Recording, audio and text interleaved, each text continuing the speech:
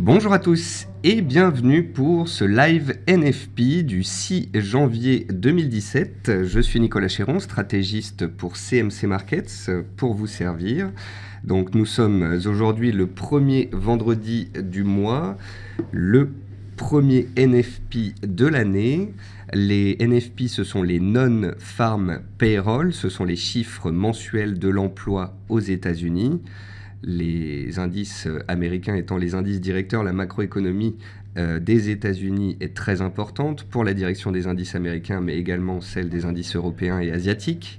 Le dollar américain a été très recherché ces 3 derniers mois par anticipation de plusieurs hausses de taux en 2017. En début d'année, la macroéconomie, les publications vont devoir confirmer ce scénario anticipé par les marchés. Nous avons toujours des indices qui sont dans des tendances haussières. Nous avons néanmoins le dollar qui pâtit de prise de bénéfices depuis 48 heures. La question en suspens est de savoir s'il s'agit d'un trou d'air avant une reprise de la tendance de fond ou bien si de plus importantes prises de bénéfices vont avoir lieu. Cette émission a pour but de suivre les réactions de marché à 14h30. Souvenez-vous que souvent il y a de la volatilité, que ce marché peut être dangereux quand on trade à 14h30. Je ne suis pas là pour vous donner des directions de marché, mais tout simplement pour pouvoir décrypter les chiffres économiques, leur incidence et les réactions de marché. On va également voir ensemble les seuils à suivre sur les principaux actifs. En tous les cas, bienvenue à tous pour cette émission. Je salue tous ceux qui nous rejoignent en cours de route et bien évidemment tous ceux qui nous regardent également sur YouTube. Avant d'entrer dans le vif du sujet, voici un avertissement sur les risques concernant le caractère purement informatif de cette présentation et des CFD. Je vous invite à en prendre note et vous pouvez utiliser les fonctions de chat et de questions-réponses qui se situent en haut de votre écran pour pouvoir converser avec moi tout au long de cette émission. Alors, dans cette émission, nous allons voir ensemble quels sont les chiffres attendus et leur impact potentiel. Nous allons passer en revue des actifs impactés en live et bien évidemment, je répondrai à vos éventuelles questions tout au long de cette émission. Alors, en termes d'attente, vous avez sur la plateforme de CMC Markets donc le calendrier. Vous voyez ici, le petit carré ici est issu du calendrier de CMC Markets. On attend donc un nombre de créations d'emplois de 175 000 créations d'emplois, donc un chiffre un tout petit peu inférieur au NFP du mois précédent, puisqu'on avait eu 178 000 créations d'emplois. Le taux de chômage, lui, qui était passé de 4,9 à 4,6 en décembre, il avait baissé plus que prévu, eh bien, il est attendu en légère hausse à 4,7%. Et un chiffre clé qui est attendu en forte hausse, ce sont les salaires qui sont attendus en hausse de 0,3% alors que nous avions assisté à une baisse de 0,1% le mois dernier. Donc voilà les chiffres attendus, 3 chiffres clés et on verra à 14h30 à la publication comment les interpréter mais surtout quelles sont les réactions de marché par rapport à ces derniers. En théorie, un chiffre en ligne ou supérieur avec les attentes, c'est-à-dire 175 000 et plus, eh bien, un chiffre en ligne ou supérieur aux attentes abonderait dans le sens d'une continuation de l'amélioration du marché du travail aux États-Unis. Un chiffre supérieur à 150 000 créations d'emplois est théoriquement bon pour l'économie américaine et la politique monétaire actuelle de la Réserve fédérale américaine, la Fed. La politique actuelle est une politique de normalisation des taux d'intérêt, c'est-à-dire que les instances américaines partent du principe qu'il y a de la croissance, qu'il y a de l'inflation, d'ailleurs inflation qui se traduit par la hausse des salaires qu'on va étudier ensemble tout à l'heure, et parce que l'économie va bien, eh bien il faut remonter les taux d'intérêt pour anticiper également une prochaine récession à venir. Est-ce que ce sera dans 6 mois, dans 1 an, dans 2 ans ou dans 3 ans? Nous le verrons, mais en tous les cas, il y a des cycles aux États-Unis. L'économie américaine répond à des cycles boursiers, des cycles économiques, et les économistes savent très bien que nous sommes plutôt en fin de cycle économique qu'en début de cycle économique. Et parce qu'on est en fin de cycle économique, il faut absolument que la Réserve fédérale américaine remonte ses taux, qu'elle normalise, pour pouvoir avoir de la marge de manœuvre en cas de récession, car en cas de récession, eh bien, la Fed baisse ses taux pour pouvoir soutenir le marché et l'économie. Attention au piège par rapport à cette statistique, les opérateurs viennent de revenir de vacances, il y a un retour des volumes, des liquidités, de la volatilité. C'est la première statistique d'importance pour 2017, en plus on est sur le fil du rasoir sur le dollar, on est sur les supports en Europe sur les indices. Donc voilà, attention, ça va être volatile. La réaction première aux chiffres peut s'inverser rapidement. On l'a déjà vu à de nombreuses reprises. Quant à un très mauvais chiffre impliquant un changement de cap de l'économie américaine, ça pourrait effrayer et ça pourrait faire vaciller le dollar et peut-être les indices. Nota bene, donc notez bien, un chiffre inférieur à 120 000, 130 000 créations d'emplois n'empêcherait pas forcément la Fed de remonter ses taux en 2017, mais ferait potentiellement reculer la date en question. Tout comme en 2016, nous allons suivre tout au long de cette année 2017 les Fed Funds, donc les anticipations de hausse de taux des marchés. Pour l'instant, la prochaine hausse de taux attendue par la Fed est en juin 2017. Enfin, voici des graphiques de l'évolution des CFD sur l'indice S&P 500 et le CAC 40 en données 4 heures depuis décembre 2016. Ce sont des vues 4 heures que j'utilise dans cette émission pour pouvoir prendre du recul, ne pas suragir à la publication des chiffres économiques. Il y a vraiment deux choses qui font que j'utilise ce type de graphique. Utiliser un graphique 4 heures permet de voir les mouvements passés sur les 2, 3, voire 4 semaines précédentes, et ça permet également de voir les seuils proprement travaillés par le marché, qui sont des seuils journaliers, qui sont des seuils majeurs. Et donc, en allant sur des données 4 heures et non sur des données horaires ou 15 minutes, je ne vais pas surréagir, je vais attendre de voir si mes niveaux en 4 heures cèdent ou non, et je ne vais pas accorder d'importance à des niveaux en données horaires qui sont des niveaux intraday, qui peuvent être rapidement balayés si la volatilité est élevée. Voilà. Alors, je vais passer sur la plateforme de CMC Markets et vous voyez désormais 6 actifs. Vous avez en haut à gauche le S&P 500, l'indice directeur américain en données 4 heures sur les 3 dernières semaines. Vous avez ici le CAC 40. Alors, quand on affiche 4 semaines, on voit bien donc la forte hausse du mois de décembre, puis la stabilisation pendant les vacances, puis de nouveau un peu de hausse en ce début d'année avant de consolider ces 3 derniers jours. Vous voyez bien qu'on est toujours dans une belle tendance haussière. On a peut-être été un peu haut, un peu vite en début d'année. On consolide dans un drapeau baissier. Et un drapeau baissier, théoriquement, on pourrait en sortir par le haut dans le sens de la tendance. Voilà. Si on casse par contre l'oblique de tendance haussière ici en bleu, là ça mettrait à mal le scénario haussier et il y aurait des risques de retourner vers les 4820 seuils journaliers majeurs. En haut à droite ici vous avez le dollar. Donc le dollar, il est dans une tendance haussière depuis cet été. Septembre, octobre, novembre, décembre ont été des mois haussiers. Au mois de décembre, le dollar s'est stabilisé pendant les vacances autour des 103,5 points. Mardi 3 janvier, à la reprise des échanges aux États-Unis, eh bien, le dollar a inscrit un nouveau plus haut par rapport au seuil de 2016. Mais rapidement, les vendeurs ont pris la main. On est revenu sur les supports. Et hier, le dollar était sous pression. On assiste à des prises de bénéfices appuyées avant le NFP ce jour. Et également, on a eu des chiffres économiques inférieurs aux attentes, notamment l'ADP. Et ça a pesé sur le dollar américain. Donc le dollar américain a cassé ses anciens plus hauts de novembre à 102. C'était un pivot. Il a donné hier, en fait, un potentiel signal baissier à confirmer. Si cet après-midi les chiffres sont mauvais, ou même s'ils étaient en ligne, mais que le dollar baissait sous le coup de prise de bénéfices appuyée, si on casse les 101,30 les plus bas d'hier, eh bien il y a des risques d'accélérer en direction du seuil psychologique des 100 sur le dollar index. Au contraire, si cet après-midi le dollar se reprend nettement et que l'on repasse en cours de clôture au-dessus des 102 points, eh bien on pourrait oublier ce petit épisode baissier qui s'apparenterait alors à un trou d'air.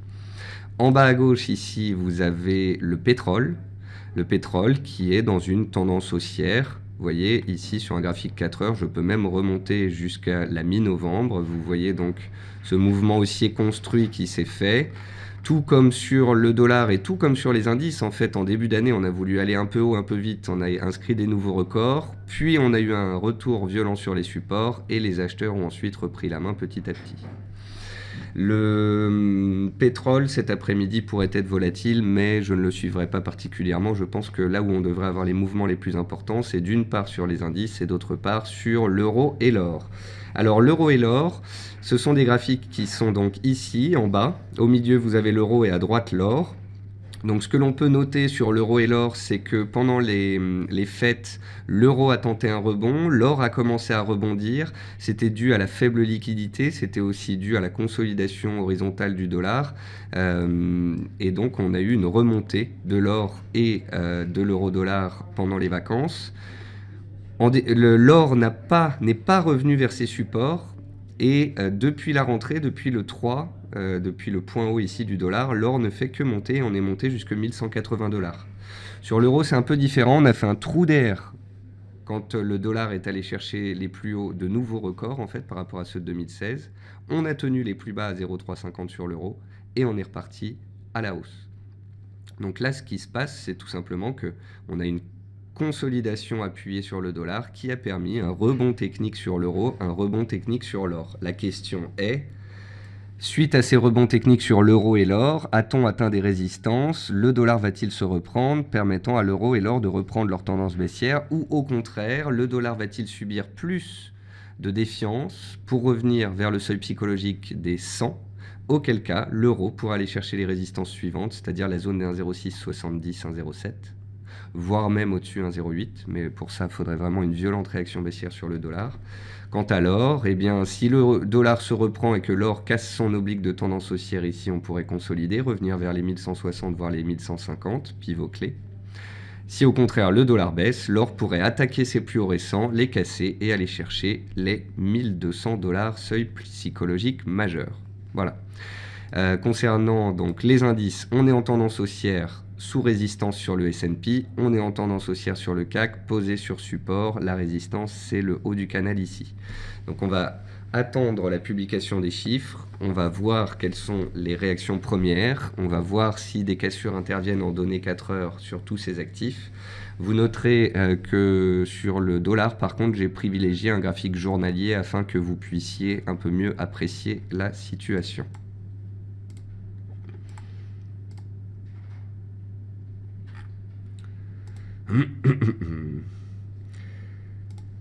Alors, je lis en même temps tous vos commentaires, toutes vos questions. J'ai Stéphane qui me disait, est-ce que le GBP risque d'être impacté? La paire GBP-USD risque d'être impactée par le dollar. Donc le dollar va soit monter, soit baisser et impactera la paire GBP-USD. Si vous me parlez de GBP AUD par exemple, il est clair que ce sera moins violent. Puisque c'est surtout les indices boursiers et le dollar américain qui sont visés.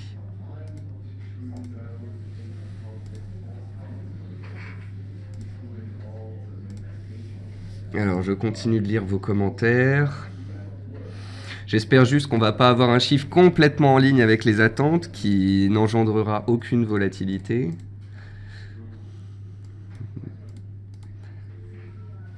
Ce que j'avais noté, ce qui est un petit peu particulier depuis 2 jours, si vous voulez, c'est que après l'élection de Donald Trump, on avait dollar et indice qui allaient ensemble, et là, dollar et indice ne vont plus ensemble. Le chiffre, alors vous voyez ça, c'est typique d'un chiffre mitigé. Taux de chômage en ligne, 4,7, 4,7. Ok, passons. Ensuite, on a 2 chiffres. Nombre de créations d'emplois, 156 000. C'est un chiffre inférieur aux attentes, mais l'est-il de beaucoup? Pas tant que cela. 18 000 créations d'emplois de moins. Est-ce que le chiffre est supérieur à 150 000 créations d'emplois? Donc, est-ce que le chiffre est bon pour l'économie américaine? Oui. Donc, vous comprenez que même si le chiffre est inférieur aux attentes, c'est un chiffre quand même correct et il ne va pas forcément faire baisser les indices, ni même faire baisser le dollar. D'autre part, qu'est-ce qui vient contrecarrer ce chiffre négatif de création d'emplois? Eh bien, c'est le taux de rémunération moyen, les salaires, qui augmentent plus que prévu. Une hausse de 0,4% de hausse des salaires, contrairement aux 0,3% attendus. Qui dit hausse des salaires, dit hausse du pouvoir d'achat, dit hausse des dépenses. Or, les dépenses des particuliers aux États-Unis représentent 2/3 du PIB. Donc plus les salaires montent, plus on donne du pouvoir d'achat aux particuliers, plus ils sont susceptibles de consommer, plus la croissance est susceptible d'être bonne. Donc, même si nous n'avons que 150 000 créations d'emplois, ce qui reste un chiffre très bon, ce qui montre que l'économie américaine reste robuste, et puis il faut quand même se rendre compte aussi que le taux de chômage est de 4,7%. Donc plus le taux de chômage baisse, plus il devient complexe de faire des créations d'emplois supérieures à 200 000 par mois.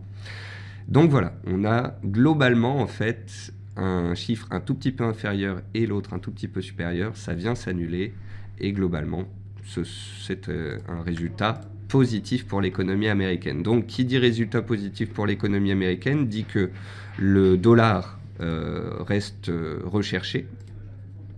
Vous voyez, là, le dollar est en train de se reprendre. L'euro a donc échoué sous les 1,06 et l'or, pour l'instant, ne passe pas les 1180. Alors, ça ne veut pas forcément dire que le dollar va repartir à la hausse et que l'euro va enfoncer ses supports et que l'or va se retourner. Ça peut simplement vouloir dire qu'on va assister à une latéralisation du dollar en attendant de prochains chiffres économiques la semaine prochaine. Je vous rappelle également que mardi prochain, nous avons la véritable ouverture du bal des publications aux États-Unis avec Alcoa qui ouvre le bal comme à chaque fois. La publication des résultats américains, c'est très important car on va voir si les anticipations des opérateurs concernant une possible remontée des bénéfices des entreprises du S&P 500 se réalisent. Et si tel est le cas, c'est un facteur positif de soutien pour les indices boursiers. Voilà, donc pour l'instant, on a un chiffre bon. Et on a en plus le chiffre précédent qui a été révisé de 178 000 créations d'emplois à 204 000 créations d'emplois. Ça, c'est encore une bonne nouvelle. Donc, si vous voulez, le fait que le chiffre soit à 150 000 créations d'emplois un petit peu inférieur au consensus, c'est complètement pallié, complètement passé sous silence, puisque on a la hausse des salaires qui est supérieure aux attentes et en plus le chiffre du mois précédent qui a été révisé. Concernant la suite sur l'euro et l'or, je pense que si le dollar réussit à regagner les 102 points, il nous prouverait alors que ce passage sous les 102 points hier était un trou d'air, et s'il redémarre au-dessus des 102 points, l'euro repartira à la baisse, l'or repartira à la baisse également. Tant qu'on est compris entre 101,30 et 102 points, je préfère rester neutre et attentiste et voir dans quel sens il sortira. Quant aux indices, force est de constater que la tendance est haussière. Elle est haussière en données annuelles, trimestrielles, mensuelles, hebdomadaires, journalières, 4 heures, horaires et 15 minutes. Donc autant vous dire qu'il n'y a pas une seule unité de temps baissière sur les indices américains. Donc pour quelqu'un qui fait de l'analyse technique, il n'y a aucun prémisse de signal baissier. Donc sur les US, on est à 2271 points, on est sur les plus hauts annuels en cours de clôture, c'est les 2272 points, et au-dessus, les plus hauts historiques, c'est 2277 points. Donc voilà les seuils qu'on pourrait aller chercher. Et au-dessus des 2277 points, je vais vous montrer où se trouve la prochaine résistance sur un graphique hebdomadaire. Sur le 440, on a une tendance haussière des plus hauts et des plus bas, de plus en plus bas. On a une consolidation depuis mardi dans un canal baissier. On a un support qui tient à 4880 points. Tant qu'on sera au-dessus des 4880 points, la tendance sera haussière et les risques haussiers. Et si on sort par le haut de ce canal baissier de consolidation qui s'apparente à un drapeau, je vous rappelle que le drapeau est un canal de consolidation baissier dans un mouvement haussier dont théoriquement on sort par le haut. Donc les risques et les probabilités restent haussières sur les indices, que ce soit aux États-Unis et en Europe. Néanmoins, nous sommes vendredi, nous sommes sur des niveaux clés, donc voyons si cet après-midi les acheteurs ont la force de les passer en force ou si au contraire on assiste à une stabilisation des prises de bénéfices avant le week-end et en attendant le bal des publications des résultats américains la semaine prochaine. Vous pouvez voir que l'euro a échoué sous 1,0610, est descendu de 30-40 points, mais ne chute pas non plus. C'est la même chose sur l'or. C'est ce qui me fait penser que le dollar est stable, mais qu'il ne relance pas forcément à la hausse pour autant. Autant sur les indices, vous voyez qu'on prend appui sur des supports et on repart vers des résistances. Autant vous voyez que sur le dollar, ce bon chiffre ne permet au dollar qu'une stabilisation et non pas un redémarrage haussier. Or, qui dit stabilisation du dollar, qui dit stabilisation de l'or et de l'euro, mais ne dit pas forcément baisse de l'or et de l'euro. Car ne sait-on jamais si début de semaine prochaine il y a de l'aversion au risque ou des mauvais chiffres aux États-Unis ou des publications d'entreprises décevant, le dollar pourrait toujours, tant qu'il est sous les 102 points, aller casser ses plus bas d'hier et aller chercher les fameux 100 points sur le dollar index. Voilà.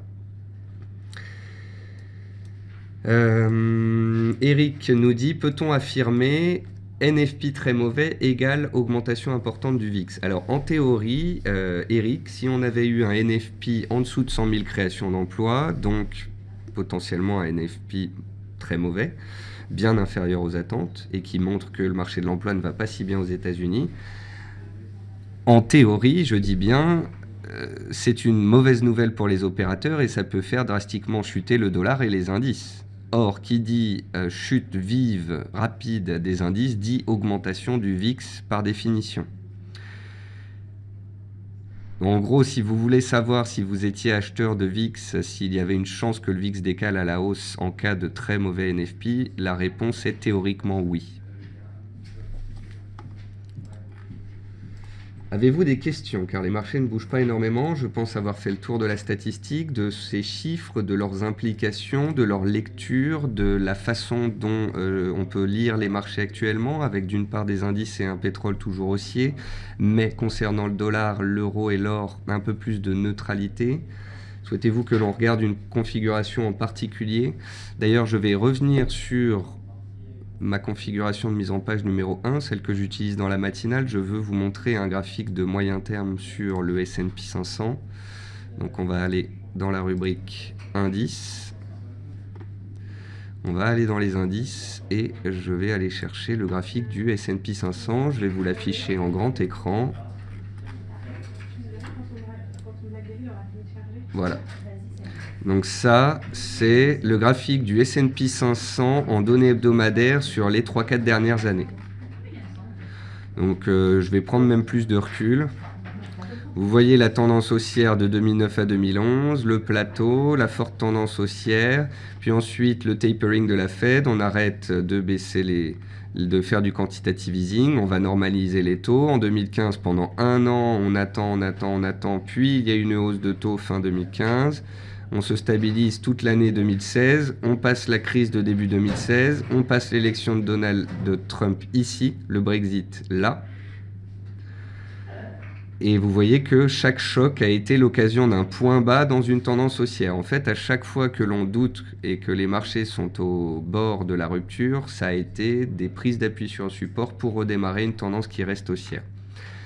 Le petit bémol de court terme donc, que je voulais vous montrer, hormis cette tendance haussière magnifique qui continue de se développer et qui n'est toujours pas invalidée, c'est que si l'on dépassait les plus hauts récents, les 2277, vous voyez que l'oblique haussière de moyen terme qui passe par tous les plus hauts du S&P 500 depuis à peu près 2 ans, passe à 2282 points. Voilà. Donc si on dépassait 2277, on pourrait aller chercher 2282 points. Attention à un éventuel échec sous 2282, par contre, un passage en force et une accélération au-dessus pour aller chercher 2300 et plus, ça casserait cet oblique et ça validerait son potentiel de blocage des cours sur cette zone de prix. Voilà. Donc, je voulais être factuel avec vous à 100%. C'est haussier dans toutes les unités de temps, on est à proximité des records, on pourrait aller chercher des nouveaux records historiques, mais attention à ce petit bémol dans la zone des 2280-82. Comme j'aime à le répéter, dans une tendance haussière, je n'accorde pas ou peu d'importance aux résistances, j'accorde de l'importance à la tenue des supports. Qu'est-ce que cela veut dire? Eh bien, cela veut dire que c'est pas parce qu'on bute contre une résistance qu'on va casser des supports. Or, l'invalidation d'une tendance haussière, c'est la cassure d'un support. Donc c'est pas parce qu'on échoue sur une résistance 1 fois, 2 fois, 3 fois, 4 fois, même 10 fois, que je vais douter de la suite haussière. Seule la cassure du point bas précédent, donc la théorie de dos, une tendance haussière est matérialisée par des plus bas de plus en plus haut et des plus hauts de plus en plus haut, seule la rupture du point bas précédent casse la tendance haussière au sens de la théorie de dos. Voilà. Donc, plutôt que de regarder les résistances et de me dire tous les 20 points, est-ce que ça va s'arrêter là, sachant qu'il est impossible de le savoir, je préfère être sûr d'une chose, c'est que la tendance haussière peut perdurer, et ce, jusqu'à épuisement, tant que les supports ne casseront pas.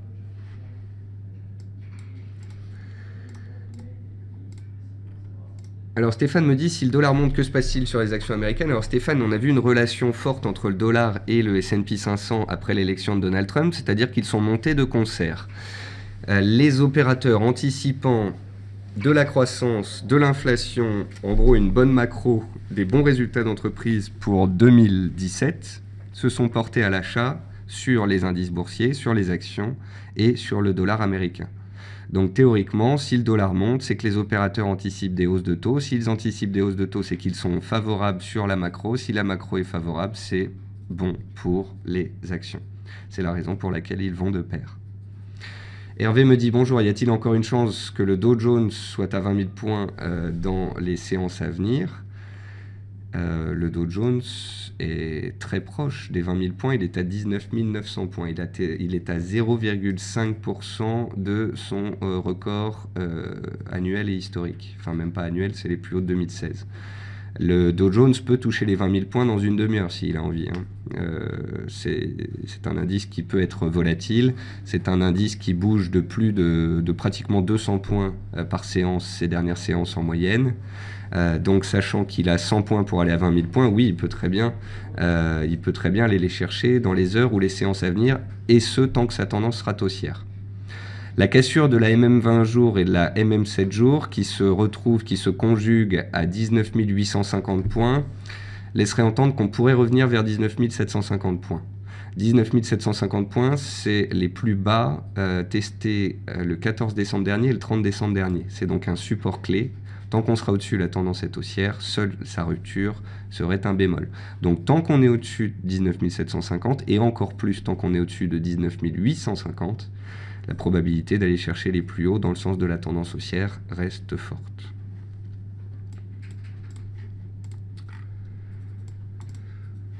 Écoutez, je pense qu'on a fait le tour. Pour ce qui est de la lecture de cette statistique, de l'explication des chiffres et de leurs impacts sur les marchés, nous avons, je pense, parcouru tout ce qu'il y avait à dire.